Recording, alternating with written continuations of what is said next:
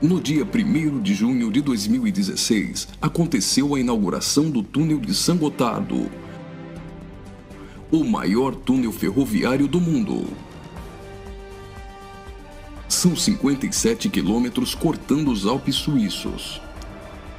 A inauguração foi um evento de grande porte, transmitida por vários canais de televisão de todo o mundo.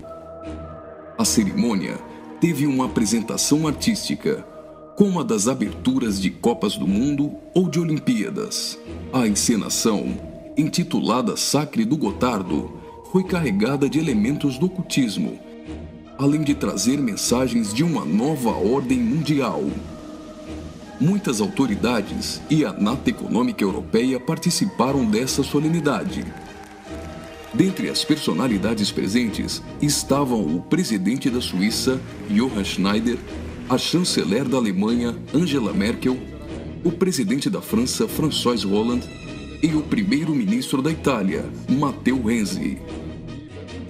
A inauguração do túnel teve ainda uma celebração ecumênica e recebeu a bênção sacerdotal de um rabino do judaísmo, de um imã do islamismo, de um padre da Igreja Católica e de uma pastora luterana.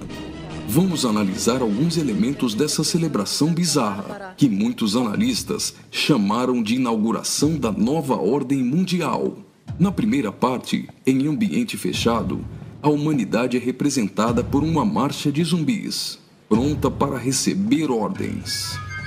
Surge então um anjo na forma de bebê. Aparentemente, este representa Lúcifer. O anjo caído já começa a apresentar semelhanças com Baphomet, que é um dos principais símbolos de Satanás em algumas linhas de culto pagão. Observe, dentre as personalidades presentes, esse sujeito, portando um cetro e vestido com traje de algum tipo de organização ou irmandade. Ele traz um broche com a figura de um bode que deve representar também Baphomet. A cerimônia macabra evolui para a aparição de um homem-bode, representando um demônio-chefe. Esse demônio exerce autoridade e liderança sobre outros demônios que são liberados pelo mundo, representado aqui pela ferrovia. Por essa ferrovia, passam vários períodos da humanidade, revivendo alguns tipos de sociedades secretas e rituais pagãos dos celtas, da Grécia Antiga, do hinduísmo e principalmente do Egito Antigo. Observe ao fundo a figura do Sol, representando um dos principais objetos de adoração das culturas antigas. Sob a ordem do chefe, os demônios se lançam para cumprir sua missão na Terra. Aqui, vemos a representação de antigas sacerdotisas e místicos adoradores, todos sendo conduzidos pelo homem-bode. As sacerdotisas estão levando um cordeiro, como algo a ser oferecido em sacrifício.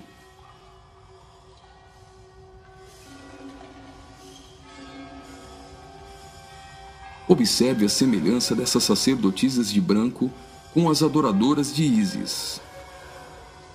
E nesta exaltação de muitas formas de adoração pagã, não poderia faltar a coroação da Rainha dos Céus.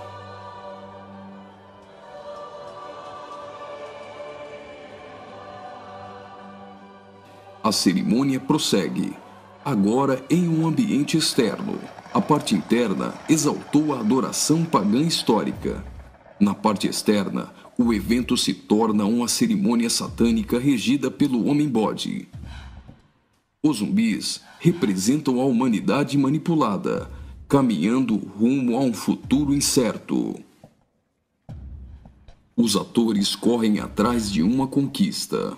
O túnel inaugurado literalmente furou 57 quilômetros de rochas nos Alpes suíços. Aparentemente, aqui a humanidade está tentando vencer a rocha, que pode representar Jesus.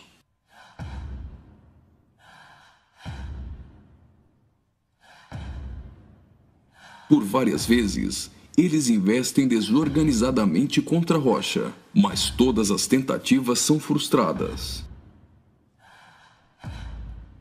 Até o momento em que eles se unem e conseguem um importante progresso. Lembre-se que o espírito de Nimrod era unir o homem para vencer a Deus, e que este túnel é o símbolo de integração entre os povos. Observe que eles conseguem a abertura de um portal. A representação desse portal lembra o CERN. O CERN é a Organização Europeia para a Pesquisa Nuclear. Está localizado na região de Genebra, na fronteira franco-suíça, a pouco mais de 200 quilômetros do túnel de Saint-Gothard. No CERN encontra-se o LHC, o maior acelerador de partículas atômicas do mundo e maior máquina que o homem já construiu. Ele tem 27 quilômetros de circunferência e está a 100 metros abaixo da superfície. O CERN está em busca da antimatéria e tentando recriar o Big Bang. Mas o CERN também tem um propósito esotérico ocultista nem tanto oculto.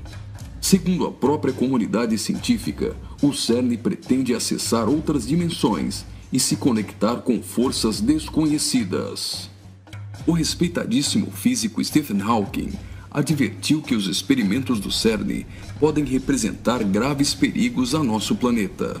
No prefácio de seu livro, Stardust, Hawking afirmou que o acelerador de partículas poderia causar uma decadência catastrófica do vácuo, o que levaria o tempo e o espaço a entrarem em um colapso.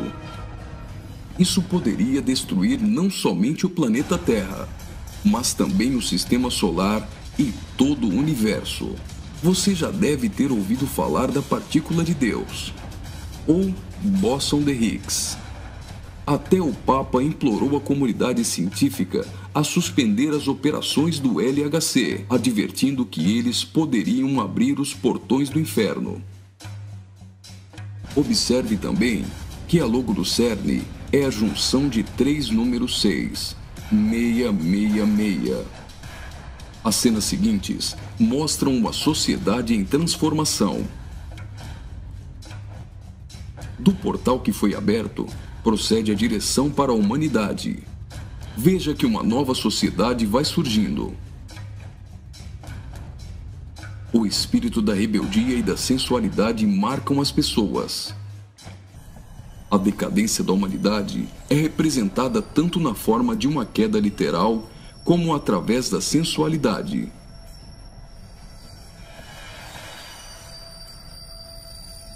Do portal surge um corpo nu, e logo as pessoas ficam endemoniadas.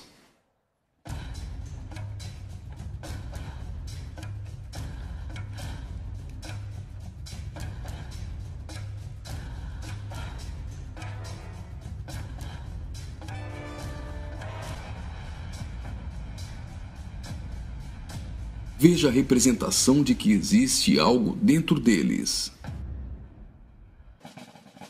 Trabalhadores do túnel aparentemente são representados aqui, mas observe que a verdadeira representação é o deus Shiva, da trindade hinduísta. Shiva é o deus da destruição. Ele destrói para dar lugar a algo novo. A dança de Shiva é considerada a manifestação física do ritmo cósmico. Observe que na entrada do principal laboratório do CERN existe uma imagem de Shiva. A dança destruidora de Shiva é associada à aceleração ou à dança das partículas. A cena seguinte lembra os operários mortos na construção do túnel, mas na verdade representa o sacrifício humano.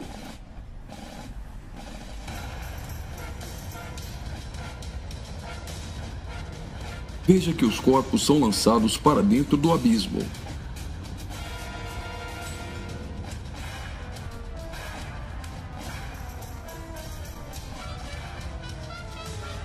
Preste atenção. Do fundo do abismo, as mãos vêm receber o sacrifício.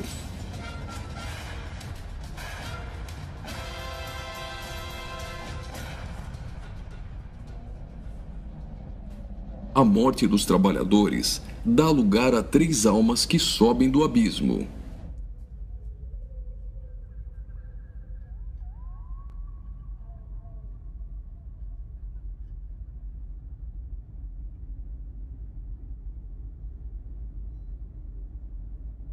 surge então um enorme olho que tudo vê, ou o Olho de Horus, um importante símbolo usado pelos Illuminati.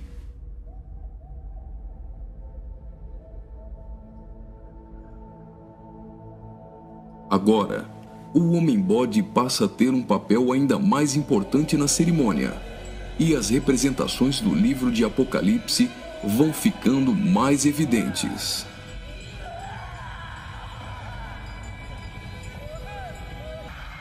Veja como os demônios se parecem muito com o orixá Omolu.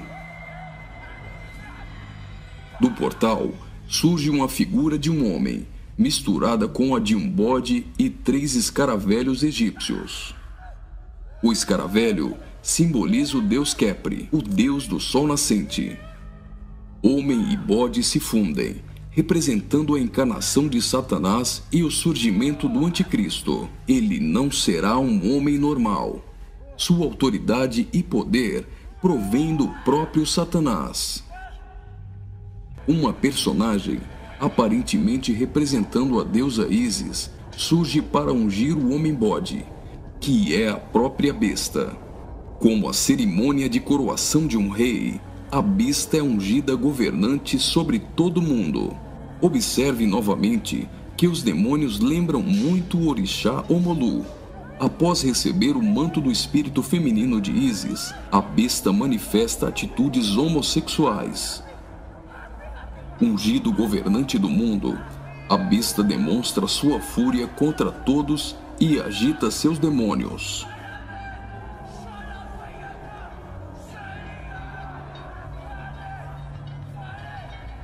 Logo, os demônios sob comando da besta ficam ouriçados.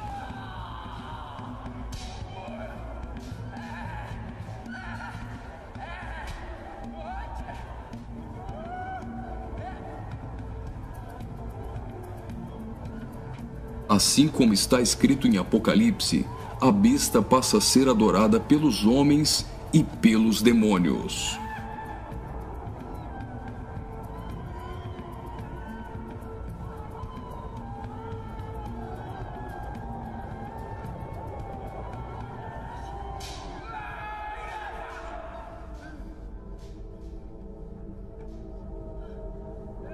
Observe agora o surgimento de 11 personagens, aparentemente representando a Igreja dos 11 Apóstolos. A besta terá autoridade para perseguir a Igreja e para matar os que não lhe adorarem.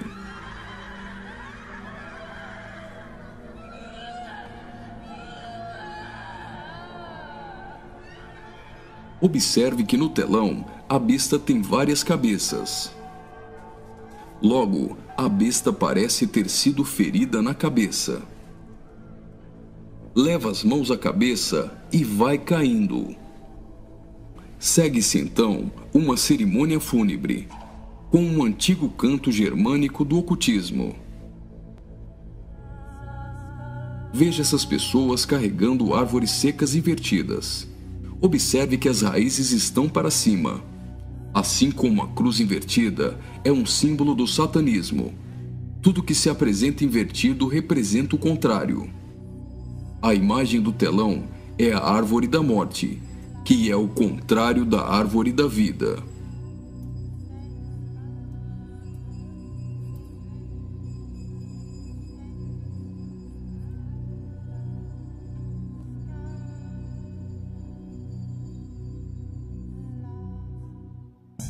A tecnologia é mostrada como um instrumento para manipular o homem. O avanço da ciência nos últimos dias foi profetizado por Daniel. Observe agora a semelhança da imagem no telão com a Pokébola do game Pokémon GO.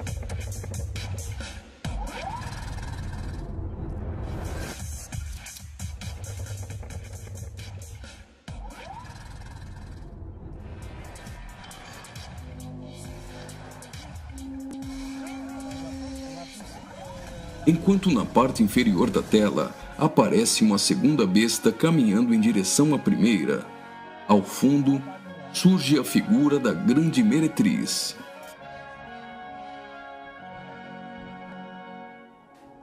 Observe que a segunda besta ressuscita a primeira.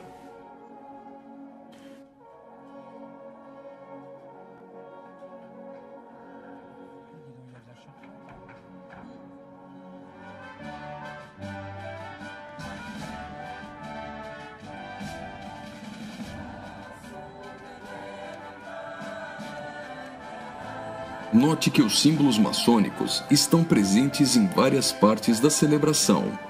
Aqui, temos o olho de Horus e o compasso com um esquadro.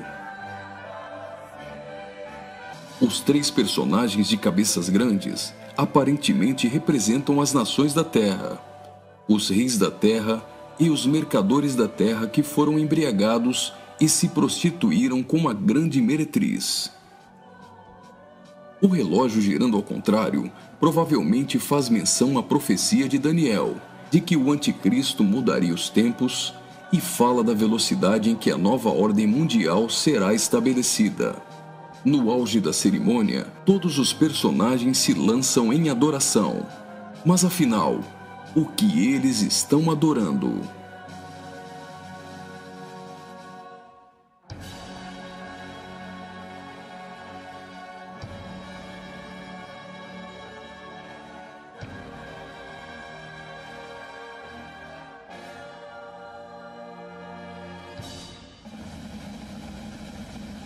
Então, o trem sai do túnel. Mas certamente eles não estão adorando um trem. Eles adoram aquele a quem pensam que venceu a rocha. Eles adoram o grande dragão, a antiga serpente, que se chama Diabo e Satanás, o sedutor de todo mundo. Pensam que Satanás venceu a Cristo. A celebração é como se fosse uma grande vitória, como a consumação de uma enorme conquista.